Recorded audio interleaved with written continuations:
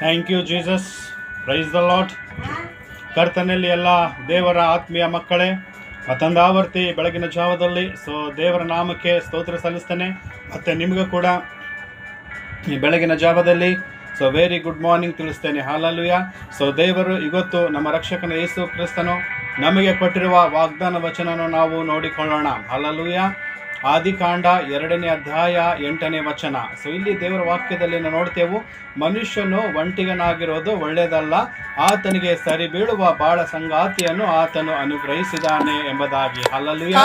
ಆತನಲ್ಲಿ ದೇವರ ಪ್ರೀತಿಯ ಮಕ್ಕಳು, ಇವತ್ತು ಮನುಷ್ಯರಾಗಿರುವಂತದ್ದು ನಾವು ಒಂಟಿಗರಾಗಿರ್ಬೇಕೆಂದು ದೇವರ ಚಿತ್ತವಲ್ಲ. ದೇವರು ಪ್ರತಿಯೊಬ್ಬರಿಗೆ ಪ್ರತಿಯೊಂದು ಹೆಣ್ಣಿಗೆ ಒಂದು ಗಂಡಿಗೆ ದೇವರು ಬಾಳ ಸಂಗಾತಿ ಅನುಗ್ರಹಿಸಿದ್ದಾರೆ. ಈ ಒಂದು ಗಂಡ ಹೆಂಡತಿಯ ಸಂಬಂಧ ದೇವರು ಆದಿಯಲ್ಲೇ ಸೃಷ್ಟಿ ಮಾಡಿದರು.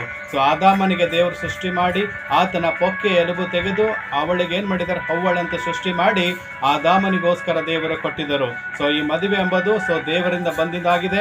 ಕರ್ತನಲ್ಲಿ ದೇವರ ಮಕ್ಕಳೇ, ಇವತ್ತು ನಿಮ್ಮ ಮಕ್ಕಳಿಗೋಸ್ಕರ ನೀವು ಮದುವೆಗೋಸ್ಕರ ನೀವು ಹುಡುಕಾಡ್ತಾ ಇದ್ದಾರೆ. ದೇವರು ಇವತ್ತು ನಿಮ್ಮ ಪ್ರಾರ್ಥನೆಯನ್ನು ಕೇಳಿ ನಿಮಗೆ ದೇವರು ಒಳ್ಳೆಯ ಒಂದು ಮಕ್ಕಳ ಒಂದು ಮದುವೆಗೋಸ್ಕರ ದೇವರು ಸಹಾಯ ಮಾಡ್ತಾರೆ.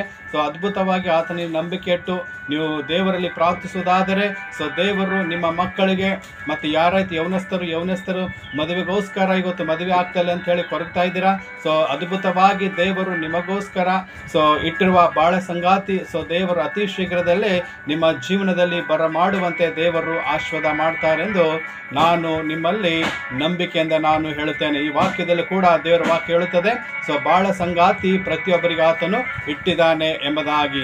ದೇವರು ಅತಿ ಶೀಘ್ರದಲ್ಲಿ ನಿಮಗೆ ಒಬ್ಬ ಬಾಳ ಸಂಗಾತಿ ಕೊಟ್ಟು ದೇವರು ನಿಮ್ಮನ್ನು ಆಶೀರ್ವಾದ ಮಾಡ್ತಾರೆ.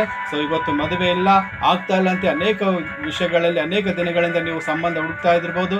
ಆದರೆ ಇವತ್ತು ಕರ್ತನಲ್ಲಿ ದೇವರ ಮಕ್ಕಳೇ, ಇವತ್ತು ನೀವು ಕ್ರಿಸ್ತ ಯೇಸುವಿನಲ್ಲಿ ನಂಬಿಕೆ ಇಟ್ಟು ಪ್ರಾರ್ಥಿಸುವಾಗ ದೇವರು ನಿಮ್ಮ ಮಕ್ಕಳಿಗೆ ಒಳ್ಳೆಯ ಒಂದು ಬಾಳ ಸಂಗಾತಿಗಳನ್ನು ಅನುಗ್ರಹಿಸಿ ನಿಮ್ಮನ್ನು ಆಶೀರ್ವಾದ ಮಾಡುತ್ತಾರೆ ಎಂಬುದು ನಾವು ನೋಡುತ್ತೇವೆ. ಹಲ್ಲೆಲೂಯಾ. ಮತ್ತೊಂದಾವರ್ತಿ ದೇವರು ಈ ವಾಕ್ಯವನ್ನು ನಮ್ಮೆಲ್ಲರ ಆತ್ಮಿಕ ಲಾಭಕ್ಕಾಗಿ ಆಶೀರ್ವಾದ ಮಾಡಲಿ. 1 second. God bless you and your family. Amen. Hallelujah. Thank you, Jesus.